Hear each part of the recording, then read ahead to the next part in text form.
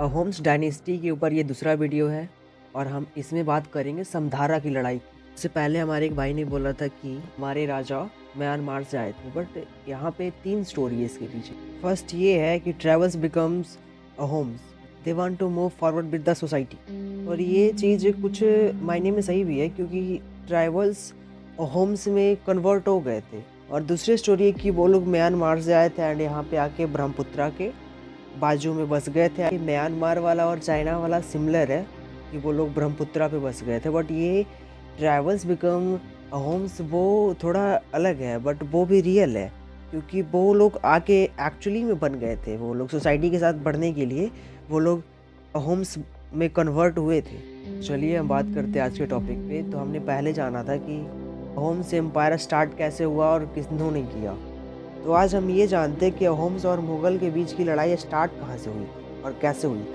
ये होगी समधारा की लड़ाई की स्टार्टिंग स्टोरी, रीज़न क्या थी स्टार्ट होने की। समधारा की लड़ाई में कोच एम्पायर का ना बहुत बड़ा एक योगदान रहा था। इससे पहले हम जानते हैं कि कोच एम्पायर आखिर थे कौन और इनकी स्टोरी क्या थी और इनकी योगदान क्या थी। कोच एम्पायर नेपाल, आसाम, बांग्लादेश और बंगाल के कुछ हिस्से में राज्य करते थे। बस 16th सेंचुरी के आसपास ये लोग 2 पार्ट में बट गए। एक बना ईस्ट कोच एम्पायर, जिसे कोच हाजू भी बोला जाता था। इनके किंग परीक्षित थे। और दूसरा कोच वेस्ट कोच एम्पायर बना, जिस कोच को बिहार कोच भी बोला जाता था, कोच बिहार भी बोला जाता था। इनके किंग थे महाराजा लक्ष्मी नारायण। में बहुत सारी ऐसी लड़ाई हुई थी जो छापेमारी लड़ाई कहा जाती थी। तो कोच बिहार के ऊपर मुगल ने बहुत सारी छापेमारी लड़ाई लड़ी थी। लड़ाइयों से तंग आकर कोच बिहार ने मुगल के आगे सरेंडर कर दिया कि हम आपके अंडर काम करने को तैयार हैं। कोच हाजू ने अहोम्स के सामने एक प्रस्ताव रखा कि हम एक संगठन टाइप का बनाते हैं कुछ, और उसमें हम एक दूसरे का हेल्प करके मुगल से लड़ेंगे। उस टाइम पे अहोम्स के किंग थे प्रताप सिंघा। उन्होंने इस प्रस्ताव को खारिज कर दिया। उसके बाद 1608 में अहोम्स के राजा प्रताप सिंघा की शादी राजा परीक्षित की बेटी से हो जाती है, जो कोच हांजू के किंग थे। अहोम्स और कोच हांजू के रिश्ते मजबूत हो जाते हैं हर ढंग से। इस टाइम पे मुगल की तरफ से अहोम्स को कई बार प्रस्ताव आ चुकी होती है कि तुम हमारे अंडर काम करो, अहोम्स हमारे अंडर काम करेगा, या फिर हमसे व्यापार करो। अहोम्स हर चीज़ के लिए मना कर देते हैं, ना व्यापार करने के लिए और ना ही उनके अंडर काम करने के लिए। 1616 में कोच हांजू कोच बिहार पर हमला करता है। तो कोच हांजू कोच बिहार पे भारी पड़ रहा था, बट ये कोच बिहार मुगल के अंडर काम कर रहा था, इसलिए मुगल ने जल्दी से वहाँ पे अपनी मदद भेजी और कोच हांजू को एक बहुत बड़ी हार झेलनी पड़ गई उसके बीच में। और उस बीच में कोच हांजू ने अहोम से मदद मांगी कि हमारे साथ लड़ो, लेकिन कोच हांजू का प्रस्ताव अहोम्स ने ठुकरा दिया। इस बीच मुगल भी बोलते हैं कि हमारे साथ युद्ध में शामिल हो जाओ, बट अहोम्स ना इनके साइड दोनों में से किसी के साइड लड़ाई में भाग नहीं लेता है। और इस हार के बाद कोच हांजू मुगलों के कब्जे में चला जाता है। इस समय तक मुगल्स ने पूरे भारत पर ऑलमोस्ट अपना दबदबा बना लिया था। जो उनके अंडर काम नहीं कर रहे थे उन पे हमला करके उनकी राज छीन लेते थे, और जो उनके अंडर काम करने को तैयार हो जाते थे वो उनके अंडर ही काम करते थे। इस वजह से मुगल इस लेवल पे थे, व्यापार में उनको कभी भी कहीं भी कोई रोका नहीं करता था, इसलिए वो लोग अपनी एम्पायर को रेगुलर बढ़ाते जा रहे थे। पर अहोम्स अपना राज्य ना उनके अंडर देने को तैयार थे और ना ही उनके अंडर काम करने को।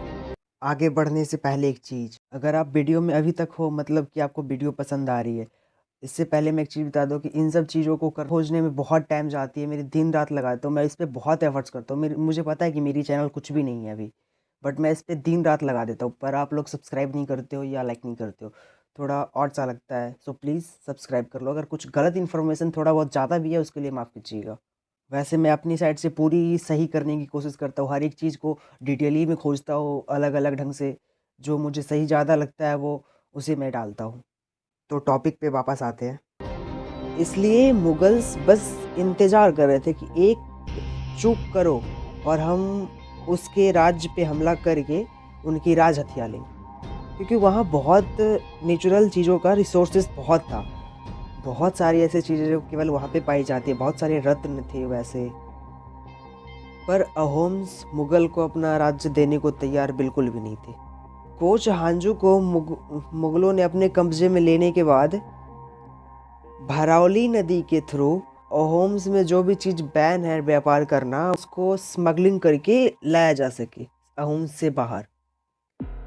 अहोम्स में इलीगल था, बट मुगलों को चाहिए था तो वो किसी ढंग से भी लाना चाहते थे, इसलिए उन लोगों ने इलीगली मंगवाना शुरू कर दिया। अहोम्स के कुछ लोगों को अपने अंडर काम करने के लिए तैयार करवा के वो वहाँ से स्मगलिंग करवाने लग गए। इस बात का थोड़ा बहुत अहोम्स को भनक लगी थी, तो अहोम्स ने इन सब चीज़ों पे और थोड़ा टाइट कर दिया था हर चीज़ को लेके।